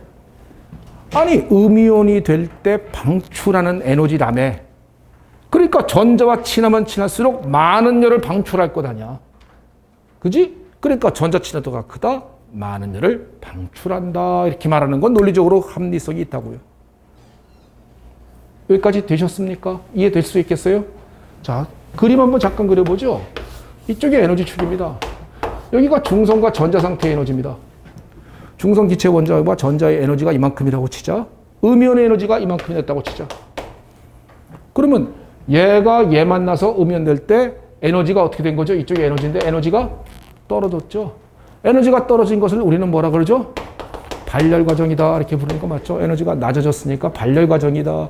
요만큼의 에너지를 방출합니다 이런 얘기야.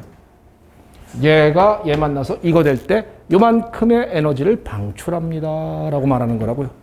그러면 요렇게 음이온의 에너지가 낮을 때에는 그때는 발열 과정입니다 라고 하는 거 거기에 써 있는 거 이해되십니까? 서브노트에 써 있는 거 이해되세요? 거꾸로 한번. 중성과 전자의 에너지가 이만큼이고 음이온이 될 때 이만큼이 됐다. 그러면 이렇게 에너지가 높아지겠죠? 음이 될 때 에너지가 높아지니까 이때는 에너지를 흡수하는 흡열 과정입니다 라고 하는 것도 일단 이해될 수 있겠습니까? 전자친화도의 아주 기초적인 개념에 관한 얘기입니다. 자, 정리 한번 해보시죠. 중성기체 원자 1몰이 있어요. 전자 1몰이 들어가요. 음이온을 만들어요. 그때 얼만큼의 에너지를 방출합니까요? 방출합니까요? 그래서 많은 열을 방출한다는 얘기는 전자와 친하다야. 전자 친화도가 크다야.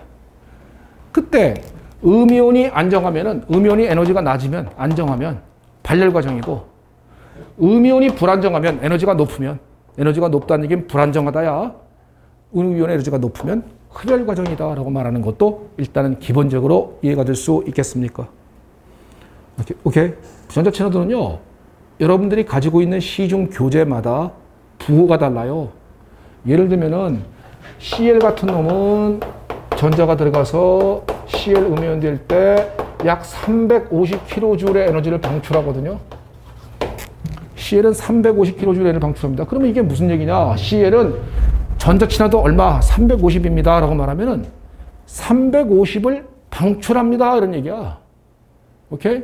근데 이게 나중에 연력학을 배우면 알겠지만 델타 H의 부호로 하면은 발열일 때는 마이너스라고 보통 얘기를 하거든. 그래서 마이너스 350이라고 써 있는 책이 있어, 어떤 책은. 그러니까 마이너스란 말을 보고선도 350을 방출합니다라고 이해해야 되는 거야. 아시겠죠? 그러니까 책에 따라서 어떤 책은 마이너스라고 써있기도 하고 플러스라고 써있기도 해서 헷갈린단 말이에요. 그러니까 헷갈리지 말고 350을 방출하는구나. 그러니까 발열 과정이니까 델타 H의 부호로 하면 마이너스구나. 이렇게 이해하면 되는 것이지 이걸 갖다가 마이너스 플러스의 숫자 이 부호를 신경을 쓰면 나중에 가면 헷갈려져요. 헷갈리지 않도록 간단하게 방출한다. 알았죠? 그래서 전자친화도 과정은 대부분의 원자는 발열 과정이다라고 기억해 주시면 된다고요. 아시겠죠? 발열이다. 그러니까 이렇게 됐을 때 CL은 전자받아서 음이온이 될 때 350을 방출해 줍니다. 이렇게 얘기하는 거라고요. 이해될 수 있겠지요? 자, 요거 잠깐 지우고요.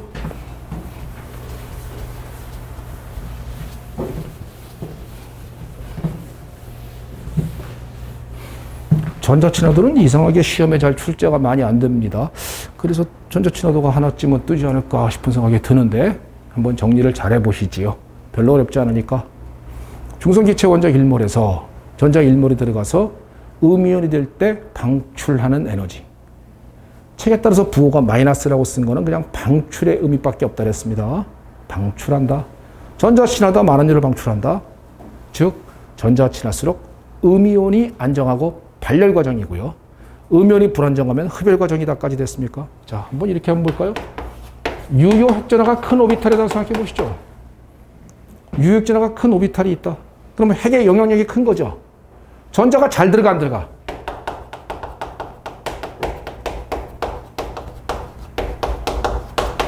전자가 잘 들어간다죠. 핵의 영향력이 크니까 전자가 잘 들어갈 거 아니야. 플러스가 강하니까 전자가 잘 들어간다고요. 그러면 전자친화도가 큰 거야, 작은 거야? 전자친화도가 큰 거죠. 전자친화가 크다. 자, 아까 전자친화가 크다. 많은 애를 방출한다. 그러니까 발열하냐. 발열하냐. 그러면 논리적으로 이렇게 하면 이해가 쉽단 말이야. 문제는 이렇게 점프하면 이해가 안 된다고. 그러니까 유액전화 크면 발열이다. 그러면 이런다니까. 하지만 논리적으로는 당연한 거야. 유액전화가 큰 오비탈이다. 전자가 잘 들어가요. 그러면 전자와 친한 거 아니야. 그러면 조금 전에 방금 그랬지 않습니까? 전자와 친하면 발열이라니까. 음이온이 안정하다니까요. 조금 전에 방금 그랬지 않습니까? 그지요? 그러니까 유액전화가 큰 오비탈이다. 발열 과정이다. 이런 얘기라고. 거꾸로 가봅니다. 유액전화가 작은 오비탈이다. 서브노트에 써 있어요. 전자가 잘 들어가지 않겠죠. 그러니까 전자 친화도도 작겠죠. 작겠죠. 그러니까 전자 친화도 작다. 음이온이. 전자가 친하지 않아. 전자가 친하지 않는데 전자가 들어갔어. 음이온이. 불안정할 수밖에. 음이온이 불안정하니까 뭐라고요? 흡열이라고요. 흡열이라고요. 그러니까 유액전화가 작은 오비탈 전자가 들어갈 때는 흡열이다라고 말할 수 있는 것이죠. 일단 논리적인 관점 이해할 수 있겠습니까? 유액전화가 큰 오비탈의 전자가 들어갈 때는 헷갈리면 큰일 납니다. 유액전화가 큰 오비탈의 전자가 들어갈 때는 발열이다. 유액전화가 작은 오비탈의 전자가 들어갈 때는 흡열이다. 이게 논리적으로 착 하고 한 번에 팍 지나갔으면 좋겠다는 생각에 살짝 밀려오는 센스? 일단 할 수 있나요? 유액전화가 큰 오비탈의 전자가 들어갈 때는 안 해올 거지? 유액전화가 큰 오비탈의 전자가 들어갈 때는 이런 건 다 외워야 돼요. 시험장 가서 생각하고 있으면 벌써 그게 틀리는 겁니다. 그러니까 보는 순간 빡 하고 찍는 거지 이런 거 생각하는 문제 아니에요. 유액전화가 큰 오비탈의 전자가 들어갈 때는 발열이다. 유액전화가 작은 오비탈의 전자가 들어갈 때는 흡열이다. 됐죠? 주기성 가볼까요? 번호 5번이라고 해야 그냥 뭔지 번호 몇 번인지 모르겠어. 전자친화도는 대부분 전기 음성도하고 비슷합니다. 전기 음성도의 순서가 어떻게 되죠? 오른쪽 위로 갈수록 증가된다. 이게 전기 음성도입니다. 그죠? 그러니까 전자친화도도 대략적으로는 이 순서하고 거의 비슷해요. 이렇게 갈수록 커지는 것은 당연한 거예요. 그러면 전자친화도의 순서를 보면은 보통은 오른쪽 위인데 예외가 너무 많아서 이 순서를 잡는 것조차도 의미가 없습니다. 전자친화도는 예외의 퍼레이드거든요. 자, 이온화 에너지 예외는 어디서 발견됐어요? 베릴륨, 붕소, 질소, 산소, 마그네슘, 알루미늄, PS에서 발견됐죠. 이 에너지는 예외가 그거밖에 없어요. 근데 전자친화도는 예외가 무지하게 많거든요. 하지만 대략적으로 보면 오른쪽 위다. 그러면 전자친화도가 크다. 이 얘기는 무슨 얘기냐 한번 가보죠. 전자친화도가 크다. 음이온이 잘 된다죠. 음이온이 되는 과정을 뭐라 그랬죠? 환원된다 그랬죠. 환원이 잘 된다겠죠. 환원이 잘 된다겠죠. 환원이 잘 된다. 자기가 환원이 잘 된다. 강한. 그러죠. 강한. 싸나지겠죠. 강한 싸나제. 강한 싸나제. 강한 싸나제. 상태는 어라지 기체. 기체 상태에서 강한 환원제의 순서, 아니 강한 산화제의 순서를 찾아라. 뭘 찾으면 돼요? 전자친화도가 큰 놈 찾으면 되는 겁니다. 아시겠죠? 기체 상태에서의 강한 산화제의 순서를 찾아라 하면은 전자친화도가 큰 놈 찾으면 된다고요. 자, 테스트 오른쪽에 써 있는 것들을 한번 해보시죠. 자, CL이란 놈은요, 전자를 받아서 CL 음이온이 될 때 얘가 350을 방출합니다. 자연계의 중성 원자 중에서 가장 많은 열을 방출시키는 놈이에요. CL이란 놈이. 최고 값이 얼마라고요? 약 350 정도입니다. 아까 이온 하이드로전 최소 값이 얼마나 됐어요? 아까 500 정도라 그랬잖아요. 500 정도라고. 이온 하이드로전은. 아까 NA가 496이라 그랬지 않습니까? 그래서 약 500 정도인데 전자친화도는 CL이라는 놈이 최고 큰 놈인데 350을 방출해요. F란 놈은 전자를 받아서 F 음이온 될 때 이때 약 한 320 방출합니다. 자, 데이터 두 개 가져왔습니다. CL과 F 중 강력한 산화제는 누구? 그러죠. 됐습니까? 이해될 수 있겠습니까? 전자친화도가 크다. 환원이 잘 된다. 강한 산화제다. 상태는 기체. 기체구나. 얘가 350 방출하고 얘는 320 방출하는구나. 많은 열을 방출시켜준다. 전자와 친한 거구나. 강한 산화제. CL과 F 중에서 CL 가스가 F 가스보다 강력한 산화제입니다. 근데 이게 헷갈리는 친구들은 손승님 앞에서 분명히 F2하고 CL2 중에 F2가 더 강력한 산화제라고 그랬는데요. 1단원에서는 맞아요. 분자잖아 이거는.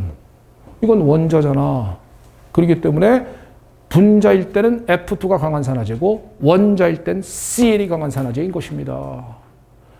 오, 왠지 중요한데 안 나온대. 이게 왠지 난 이게 땡기는데 이게 시험에 안 나오네요. 서브노트 40페이지 오른쪽에 당구장 표시 이해되십니까? 서브노트 40페이지 당구장 표시 이해되십니까? 예. 그래서 원자 상태에서는 CL이 강한 산화제고요. 분자 상태에서는 F2가 강한 산화제인 겁니다. 이건 표준 환원전이 값이라 그랬죠. 나중에 전기화학에서 설명을 드릴 것입니다. 일단 되셨죠? 자, 그래서 전자친화도는 클수록 강한 산화제라고 하는데 예외가 너무 많아요. 그 예외가 뭐냐? 예외가 너무너무 많아서 전자친화도는 주기성이라고 말하기도 힘듭니다. 예외가 자, 암기! 전자친화도의 예외. 대부분의 원소는 뭐라 그랬죠? 방출입니다. 오케이? 대부분의 원소는 에너지를 방출해줘요. 근데 예외란 건 뭐냐? 흡열이거나 전자와 친하다는 얘기야, 안 친하다는 얘기야? 안 친하다는 얘기야. 혹은 거의 0입니다. 거의 0입니다. 흡열 방출이 없습니다. 에너지가. 그러니까 예외적인 거죠. 대부분의 원소는 에너지를 방출해주는 것이 전자친화도의 기본입니다. 근데 흡열이거나 0인 놈들이 있어요. 흡열이거나 0인 놈이 있다. 그게 예외라고 말하는 거예요. 자, 암기! 외웁니다. 2족, 18족, 질소. 2족, 18족 질소. 2족, 18족 질소는 흡열이거나 거의 0입니다. 다음 중 전자와 가장 안 친한 놈은 이렇게 문제가 나오면은 2족, 18족 질소 중에 하나를 찾으면 됩니다. 알겠죠? 아시겠죠? 그러니까 전자친화도 문제에서 요게 예외적으로 요게 시험에 미트 디트에 비슷하게 뭐가 떴는지 잠깐 이따 보여드릴게요. 자, 일단 2족 18족 질소 같은 놈은 전자와 안 친한 것들입니다. 전자 안 친하죠. 2족 원소 예를 들면 뭐 베릴륨 고마워. 난 또 마그네슘 할까봐 긴장했다. 마그네슘은 전자 배치 힘들잖아. 자, 이조건소 4번 베를린입니다. 전자배치 불러. 1s2, 2s2입니다. 그렇죠? 그러면 전자 친화도는 것은 전자가 들어오는 거죠. 전자가 들어오려면 어디에 들어올 수밖에 없습니까? 그 다음에는 2p에 전자가 들어올 수밖에 없어요. 2p에 전자가 끼어 들어올 수밖에 없는 겁니다. 그렇죠? 베를린 같은 놈은 1s2, 2s2의 전자 배치를 갖고 있으니까 그 다음에 전자가 들어올 때는 2p에 들어올 수밖에 없어요. 자, 앞에서 배웠던 개념 S오비탈과 P오비탈 중 유액전하가 작은 놈은 P오비탈의 유액전하가 작습니다. 얘가 유액전하가 커요. 요 오비탈은 유액전하가 뭐라고 그랬죠? 유액전하가 뭐라 그랬죠? S보다 P오비탈은 유액전하가 작다니까요. 유액전하가 작다니까요. 유액전하가 작은 오비탈에 전자가 들어온다니까요. 전자가 잘 안 들어온다니까요. 안 들어오는데 깡다구로 밀려들으니까 전자와 안 친하다니까요. 그러니까 흡열이니까요. 그래서 예외라니까요. 이조건소가 싹 다 예외라니까요. 유액전하가 작은 오비탈에 전자가 들어오기 때문에 흡열인 겁니다. 혹은 거의 영의 값인 거야. 이해되실 수 있겠습니까? 18쪽 원소 전부 답니다. 18쪽 뭐 있을까? 아르곤 너무 18번이야. 싫어. 10번 내원할 거야. 18쪽 싹 다. 그러니까 전자배치 1s2, 2s2, 2p6입니다. 그 다음에 전자가 들어오면 어디에 들어올 수밖에 없어요? 그러죠. 3s에 전자가 밀려 들어올 수밖에 없어요. 3s에 전자가 밀려 들어올 수밖에 없습니다. 자, 3s입니다. 안쪽 껍질에 전자가 있고 바깥 껍질에 들어옵니다. 바깥 껍질에 전자가 들어옵니다. 오케이? 안쪽 껍질의 전자가 바깥 껍질 전자를 가로막는 가로막기 효과가 상당히 큰 겁니다. 가로막기 효과가 크다. 가리움 효과가 크다. 그 얘기는 유효 핵전하가 그러죠. 작은 겁니다. 가로막기 효과가 크니까. 유액전하가 작은 거예요. 그러면 유액전하가 작은 오비탈의 전자가 들어오느냐? 들어오기 싫으냐? 흡열하여라. 그래서 18쪽 전부 다 흡열인 것입니다. 이해됐죠? 질소 전자배치는 1s2, 2s2, 2p3거든요. EP3의 전자는 이렇게 3개가 있거든요. 전자가 만약에 들어오면 어디에 들어올 수밖에 없어요? 여기에 쌍을 이룰 수밖에 없습니다. 뭐가 있어요? 반발합니다. 반발한다는 얘기는 전자가 잘 들어올 수 있어 없어? 못 들어오는 거야. 말하자면 반발력이 있으니까 전자 가리움 효과가 있는 거예요. 그러니까 역시 여기 들어오는 전자도 유효 핵전하는 뭐라고 말할 수 있다? 작다라고 말할 수 있는 겁니다. 유효핵전하가 작은 오비탈에 전자가 들어오니까 흡열이더라라는 거죠. 그럼 선생님 질소족은 전부 다 그래 N, P, A, S, S, B 이거 다 그래야 되는 거 아닙니까? 아니요. 질소만 그렇습니다. 그러면 P하고 AS 이런 건 왜 안 그렇습니까? 그 얘기를 지금 잠시 이따 할 거예요. 일단은 2족 18족 질소 이렇게 암기할 수 있겠습니까? 결론적으로 뭐죠? 2족 18족 질소는 왜 전자와 안 친하다? 유액전하가 작으니까 됐어요. 정답. 됐어요. 결론은 2족 18족 질소가 거의 흡열이거나 0이거나를 알아두는 것이 중요하고 그 이유는 유액전하가 작은 겁니다라고선 이해하는 것보다는 결론적인 내용을 정확하게 잘 잡는 것이 중요합니다. 자, 전자친화도의 순서들을 한번 잠깐 가보시죠. FCl, Br, I에서 전자와 제일 친한 놈이 아까 조금 전에 누구라 그랬죠? Cl입니다. 그 다음에 F고 그 다음에 Br, I의 순서입니다. Cl이 전자가 제일 커요. F하고 Cl이 순서가 뒤바뀌었잖아. 이거 전자친화도는 이렇게 순서가 돼. 이게 일렉트론 어피니티 순서야. 전기 음성도는 F, Cl, Br, I에서 이렇게 갈수록 전기 음성도는 커지는 겁니다. 전기 음성도는 위로 갈수록 커지는 건데 Cl하고 F는 뒤바뀌어요. 전자친화도에서는. 자, 왜요? 이런 얘기 잠깐 해보자. 넌 왜 뒤바뀌었니? 넌 왜 뒤바뀌었느냐? Cl하고 F 중에 왜 전자친화도의 순서는 뒤바뀌느냐? 그러면 전자가 친한 놈은 Cl이란 놈이야? F란 놈이야? Cl이잖아요. 그죠? 왜 뒤바뀌었을까요? Cl은 3주기입니다. 3주기 원소고 얘는 2주기 원소예요. 3주기 원소는 사이즈가 큽니다. 사이즈가 크니까 전자가 들어와도 공간이 넓으니까 반발력을 완화시킬 수 있다 이겁니다.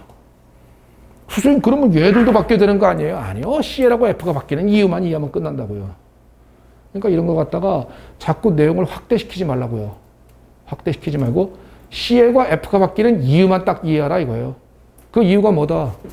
3주기다. 3주기이기 때문에 사이즈가 크다.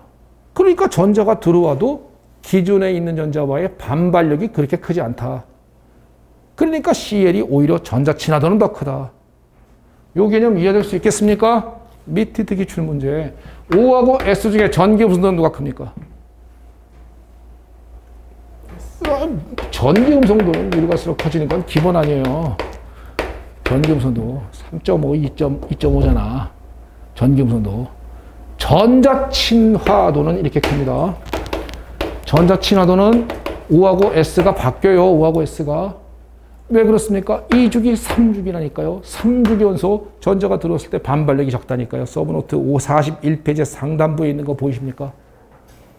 그게 미트리트 기출에서 나왔었던 내용이라고요. 이런 개념이 이런 개념이 기출에 아직 안 나왔다는 거죠. 여러분들 별리서 시험에. 그러니까 시험에 나올 만한 것이 전자 친화도는 흡열이거나 0인 거 2족 18족 질소. 그다음에 O하고 S가 뒤바뀐다. 전기 음성도와 전자 친화도가 바뀌었다. CL과 F가 전기 음성도와 전자 친화도가 바뀌었다. 요게 아직까지 기출되지 않았기 때문에 제가 볼 때 상당히 가능성이 있어 보입니다. 일단 되셨습니까? 자, 그러면 이제 이런 얘기 한번 잠깐 해볼게요.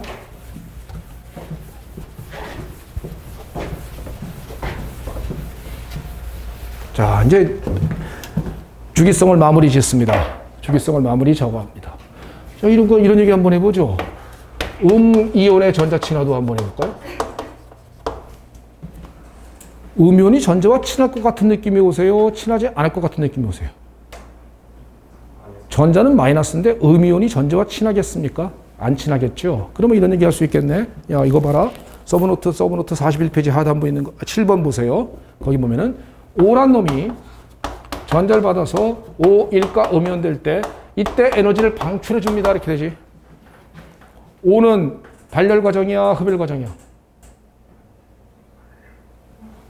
O라는 원자는 전자를 받아서 음이 될 때 에너지를 방출해줘, 흡수해줘?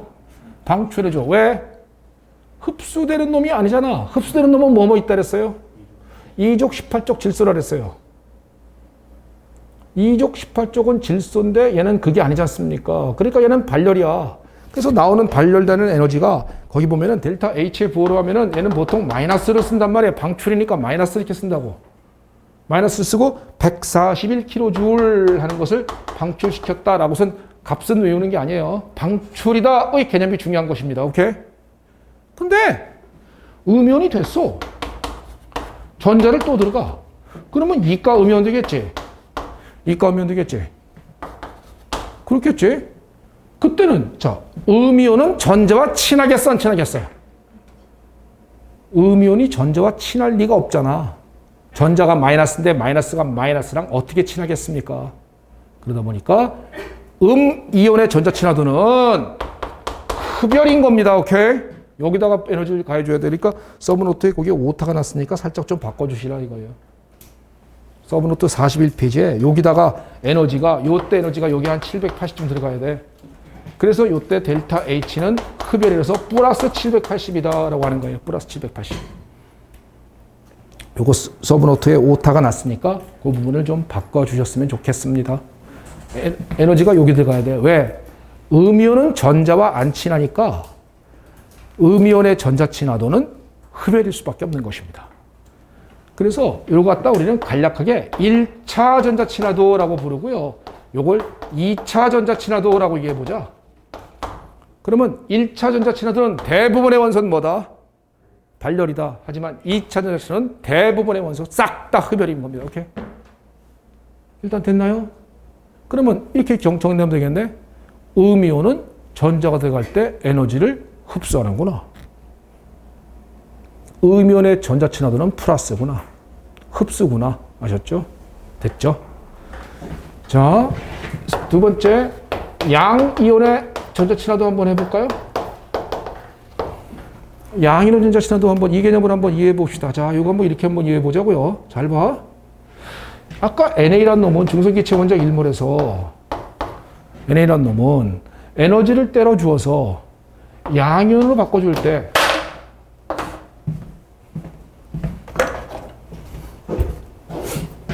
양이온으로 바꿔줄 때 그때 에너지가 흡수된다 그랬죠. 그때 들어가는 에너지가 이 에너지의 개념이 뭐죠? 중성기체 원자 1몰에서 에너지를 때려줘서 양이온으로 바꿀 때 그때 흡수하는 에너지의 그 개념이 뭐였습니까? 이온화 에너지잖아. 이게 이온화 에너지고 이온화 에너지 값이 아까 NA는 대략 얼마라 그랬죠? 한 500쯤 된다고 그러지 않았나요? 그죠? 그러면 NA라고 부르는 중성기체 원자 1몰은 500kJ의 에너지를 때려 주우면 전자 1몰이 튀어나가 주면서 양이온으로 바뀌어줍니다. 이거예요. 이 과정을 거꾸로 적어볼게요. 반대로 적으면 이렇게 되겠네요. NA 양이온이라고 부르는 이놈은 전자가 들어갔을 때 중성이 되면서 500을 방출하는구나 라고 적으면 거꾸로 적은 거죠. 그죠? 조금 전에 또 이런 말을 한 적 있나요? C라고 부르는 놈은 전자 친화도가 자연계에 존재하는 원소 중에선 최고로 큰 놈인데 아까 Cl하고 F 중에 누가 크다 그랬어요? Cl이 크다 그랬습니다. 이때 얘는 전자를 받아서 음이온이 될 때 최고 큰 놈이 얼마라 그랬어요? 아까 350이라고 아까 안 그랬나요? 아까 최고 큰 값이 350이라고 아까 그러지 않았습니까? F하고 Cl 중에 Cl이 더 큰데 Cl이 최고 큰 값이 350이라고요. 자, 봐봐라. 그러면 이거 봐봐라. 많은 열을 방출한다. 전자와 친하다. 전자 친화도가 크다. 이 얘기입니다. 많은 열을 방출할수록 전자가 친하다. 전자 친화도가 크다. 이 얘기예요. 봐봐. 양이온은 전자를 받아서 중성될 때 500을 방출하네. 중성은 전자를 받아서 음이온 될 때 350을 방출하네. 350 방출하네. 이 얘기는 양이온은 중성원자 누구라도 양이온은 중성원자보다 더 많은 열을 방출하네. 전자 친화도가 중성보다 무조건 크다. 정답 됐어요. 양이온은 중성보다 전자 친화도가 무조건 크다. 그 얘기를 말하는 거잖아요. 즉 이게 이온화 에너지란 말이에요. 이게 이온화 에너지. 근데 이거 거꾸로 쓰면은 이온화 에너지만큼 방출하는 겁니다. 그러면 이 500은 350보다 무조건 큰 값 아니겠습니까? 그죠? 그러면 우리 이런 말도 할 수 있겠네. 이온화 에너지의 절대값과 전자 친화도의 절대값을 비교하면 항상 모든 원자가 예외 없이 싹 다 이온화 에너지의 절대값이 큰 겁니다. 예외가 없어요. 예외가. 왜? 아까 조금 전에 이온화 에너지의 제일 작은 값이 약 얼마라고? 500 정도라고. 근데 전자 친화도의 제일 큰 값이 얼마라고? 350이라고. 그러니까 이온 에너지의 절대값은 전자 친화도의 절대값보다는 무조건 클 것 아니냐 이 얘기예요. 말하자면 거인국에서의 난쟁이 소인이 소인국에서의 최고 키 큰 놈보다 크다 이 얘기야. 뭔 소리인지 재미없나 이거? 재미없어. 그러니까 이해되셨습니까? 그래요. 이게 이런 개념까지 이해가 될 수 있으면 정말 주기성 문제에서 난이도 높아지면 좋겠는데요. 작년 문제 같은 그런 거 말고 이런 거 갖다 응용하는 문제 이런 게 나오면 진짜로 나는 좋겠는데. 자, 세 번째 이거 한번 해볼까요? You can do it. 마그네슘은 원자 건자 몇 개 있어요? 2개 있습니다. 그러면 여기다가 에너지를 때려서 전자 건자 2개를 내보니까 이가양이온 되겠죠? 전자 몇 개 나가는 거야? 2개 나가는 거야. 이때 들어가는 에너지 값 계산할 수 있을 거야. You can do it. 할 수 있을 거야. 마그네슘은 원자 건자 2개 있거든요. 그러면 2개의 전자를 내보낼 때 들어가는 에너지 값을 왜 계산을 못해? 우리가 알고 있는 거 이런 거 아는데 마그네슘은 이 완을 때려주면 1가 양이온 되고 전자가 1몰이 나갑니다. 1차 이온 에너지거든. 마그네슘 1가 양이온이었다가 E2를 때려주면은 2가 양이온 되고 전자가 튀어나갑니다. 이렇게 되거든. 그지? 이걸 2차 이온 에너지 이렇게 부르거든요. 그러면 두 개를 더하면 샤이 샤이 날아가고 하이 샤이 샤이 샤가 되거든. 오케이? 그러면 결과적으로 얼마만큼의 에너지가 들어간다는 얘기야. 들어가는 에너지 값은 얼마? 제 2번 플러스 1차 에너지와 2차 에너지를 더한 값이겠지 뭐. 그럼 마그네슘의 원자과 전자를 모두 뺀데 들어가는 에너지 값은 얼마 하면 2원 플러스 2다. 그러면 you can do it. 알루미늄의 원자과 전자를 몽창 빼낼 때 들어가는 에너지 값은 얼마? 2원 플러스 2 더하기 E3다. 시험장에서 바로 빡 보는 순간 바로 빡 찍어라. 시험장에서 이러고 있어라 이거. 만약에 이게 떴는데 원자과 전자 다 빼낼 때 들어가는 에너지가 얼마입니까? 라고서 만약에 이게 떴다 치자. 근데 이걸 갖다 마그네슘 2적어서 2원 플러스 2 이렇게 하고 딱 찍어야지. 이걸 마그네슘이 중성기체 원자 1몰에서 1차 에너지를 받으면 1가 양연되고 전자가 튀어나가. 나 미쳤나 봐. 미친 겁니다. 진짜로 그게. 그냥 합격하겠다는 뜻이 없어요. 그냥 참석한 거야. 그냥 나는 그냥 참석해갖고 부처님의 마음으로 참석한 거죠. 부처님의 마음으로 나를 밟고 올라가라. 등을 대줄게. 거의 이런 마음입니다. 그러니까 시험장에서는 다시 한번 강조하지만 안다 모른다를 측정하는 게 아니라 대한민국 시험은 아는 지식을 얼마나 빨리 끄집어내는가를 측정하는 거를 넣습니다. 그래서 내용을 이해해서 정리하는 것이 중요한데 그걸 해서 최종적인 목표는 보는 순간 튀어나오도록 하는 것. 그게 제일 중요합니다. 오케이. 여기까지가 주기성 문제입니다. 주기성 문제 내년에도 분명히 하나가 나옵니다. 자, 빨리 한번 정리해 보세요. 원자 반지름. 샥 좌로 갈수록 아래로 갈수록 커진다. 그 이유는 내려갈수록 전자값이 증가하니까. 왜 좌로 갈수록 커지니? 핵의 전하는 커지니까 핵의 전하가 커지면 반지름 감소되니까 핵의 전하가 작아진 다음에 반지름이 큰 겁니다. 중성은 양이온보다 무조건 반지름 크고 음이온은 중성보다 무조건 반지름이 클 것입니다. 원자 반지름이에요. 이온 에너지 중성기체 원자 1몰에서 에너지를 때려줘서 전자가 방출돼서 양이온 될 때 흡수하는 에너지입니다. 이때 전자값 지수가 증가하면은 인력이 약화됩니다. 적은 에너지로 나갈 수 있는 겁니다. 핵의 전하가 증가하면 인력이 강화됩니다. 많은 에너지를 때려주어야 튀어나갑니다. 전자 가림효과가 작아질수록 큰 에너지를 때려주어야 튀어나가니까 이 에너지가 커진답니다. 주기성은 그래서 오른쪽 갈수록 위로 갈수록 증가합니다. 거꾸로 좌로 갈수록 아래로 갈수록 감소합니다. 이 에너지가 작다는 얘기는 전자가 잘 나간답니다. 전자가 잘 나가니까 산화가 잘 된다요. 강한 환원제, 상태는 기체. 그래서 기체 상태에서 강한 환원제의 순서를 찾아라. 그러면 이 에너지가 작은 놈을 찾아주면 되는 겁니다. 그렇죠? 하지만 이게 물속에 빠지면 순서가 바뀝니다. 그땐 표준환원 전이값으로다가 비교하는데 전기화학에서 설명드릴 것입니다. 이온 에너지 예외는 베릴륨 붕소 떨어진다, 질소산소 떨어진다, PS 떨어진다, 마그네슘 알루미늄 떨어진다. 절대 까먹으면 안 되는 예외입니다. 중대 예외였죠. 그 이유는 유액전하가 작은 오비탈에 전자가 들어가니까 이 개념입니다. 그리고 순차적 에너지 E1, E2, E3, E4. E1보다 E2가 E2보다 E3가 항상 커진다. 이때 순차적 에너지는 뭘 찾는 거다? 어디서 갑자기 값이 확 증가하는가를 찾는 것이다. 그때 만약에 E2 증가한다, 원자과 전자 하나, 1조 원소. E3 증가한다, 원자과 전자 둘, 이렇게 말할 수 있는 겁니다. 자, 순차적 에너지 값이 E1과 E2 중에 누가 값이 클까요? E2가 무조건 큰데 개 크죠. 이건 어마어마하게, 아니, 개 크. E3가 물론 더 크죠, 당연히. 2에서 3으로 갈 때 E3가 당연히 더 큰데 당연히 E1보다 E2가 큰 건 볼 것도 없는 겁니다, 이건. 그죠? 근데 어디서 갑자기 한 10배가량 확 증가하는가를 찾는 거다라고 말씀드렸지요. 그죠? 그 다음에는 전자친화도입니다. 전자친화도 중성기체 원자 1몰에서 전자가 들어가서 음연이 될 때 방출하는 에너지. 대부분 다 방출합니다. 전자친화도가 크다 많은 일로 방출한다. 음연이 안정할수록 발열과정이고 음연이 불안정할수록 흡열과정인 겁니다. 유액전하가 큰 오비탈이다. 발열과정. 유액전하가 작은 오비탈이다. 흡열과정. 헷갈리면 안 됩니다. 전자친화도는 대부분 다 발열인데 흡열인 예외가 있었습니다. 2족 18족 질소였죠. 유액전하가 작은 오비탈에 전자가 들어가기 때문일 것이고요. 그 다음에 전자친화도의 순서. 전기 순서는 FCl,PrI인데 Cl과 F가 뒤바뀐다. O하고 S가 뒤바뀐다. 요거 중요하다 그랬죠. 그죠? 음연은 전자가 친하다 안 친하다? 안 친하다. 그러니까 얘는 흡열이다. 양연은 전자와 무조건 친하다. 중성보다. 왜?